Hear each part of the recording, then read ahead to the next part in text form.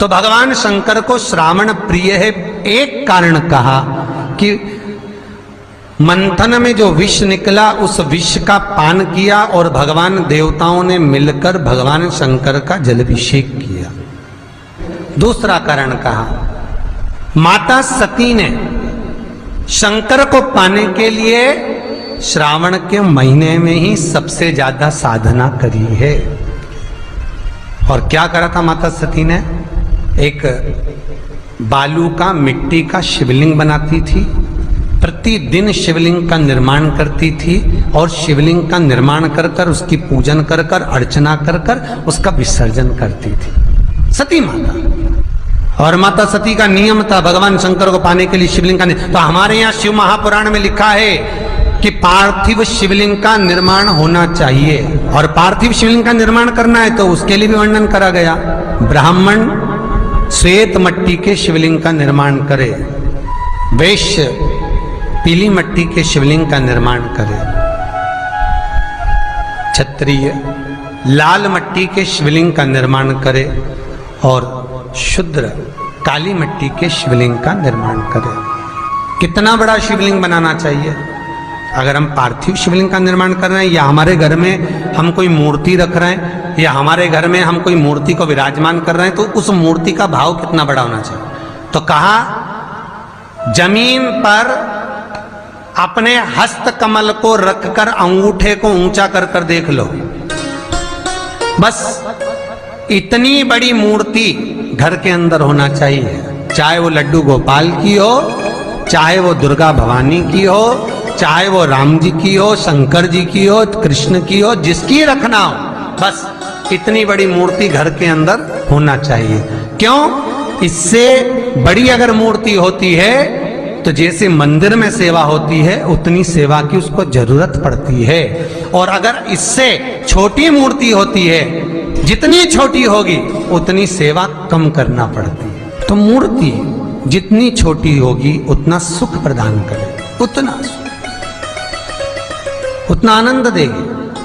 पर श्रावण के महीने में यदि आप रोज शिवलिंग नहीं बना सकते तो पूरे महीने में एक बार शंकर का शिवलिंग का, पार्थिव शिवलिंग का निर्माण करना चाहिए, जरूर करना चाहिए। और पार्थिव शिवलिंग का निर्माण कर कर उसकी आराधना, उसकी अर्चना, उसकी पूजन करना चाहिए। नमः शिवाय, ओम नमः शिवाय, ओम नमः शिवाय, नमः शिवाय। पार्थिव शिवलिंग का जब भी निर्माण करें, किसी थाली में या पात्र में, जिसमें भी आप निर्माण कर रहे हैं, उस पार्थिव शिवलिंग को बनाने से पहले उसके अंदर, पात्र के अंदर एक बेलपत्र रखे। बेलपत्र क्या? आपको कथा में कल कहा था, बेलपत्र का वृक्ष माता पार्वती के नयन अश्रु से प्रकट हुआ है और रुद्राक्ष का वृक्ष शंकर भगवान के नयन अश्रु से प्रकट हुआ है। तो बेलपत्र रखकर फिर उसके ऊपर शिवलिंग का निर्माण करें, फिर उसके ऊपर शिवलिंग,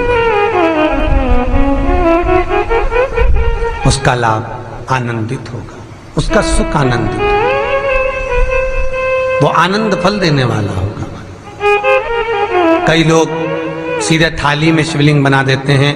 माता पार्वती के हस्त कमल पर शिवलिंग का निर्माण है महाराज, हस्त कमल सुख देने के लिए। तो भगवान शंकर के शिवलिंग का निर्माण करें। माता सती ने भी किया। यही श्रावण के महीने में माता सती शंकर भगवान के शिवलिंग का निर्माण करती है, पूजन करती है, अर्चना करती है। फिर शाम के समय उस शिवलिंग को मस्तक पर स्पर्श कर कर जलाशय में, कुंड में, जल में, बावड़ी में, कुएं में, तालाब में उसका विसर्जन करती है मां। दूसरा कारण कहा, सती शंकर को इसी श्रावण में रिझाई थी, इसलिए शंकर को श्रावण अति प्रिय है। कि पहले आती है नवमी, फिर आवेगी एकादशी, देवसोनी। तो भंडारिया नवमी का मतलब क्या होता है? भंडारिया नवमी का स्मरण क्या होता है? अभी आपको कहा था 9 जगह पर बेलपत्र चढ़ती है। भंडारिया नवमी का मतलब ही यही है कि भगवान विष्णु सोने जाने से पहले नवमी तिथि के दिन 9 बेलपत्र भगवान शंकर को समर्पित कर कर भगवान शिव के मंदिर में